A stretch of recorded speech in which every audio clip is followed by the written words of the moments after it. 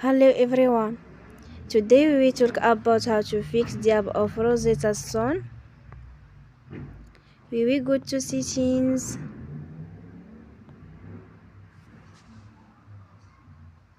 Then we click on apps.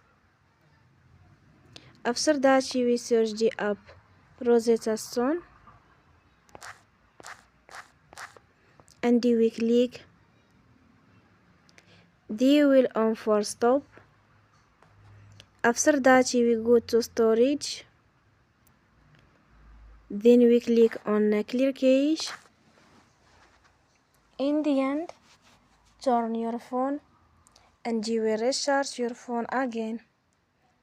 Don't forget to support us by like and subscribe.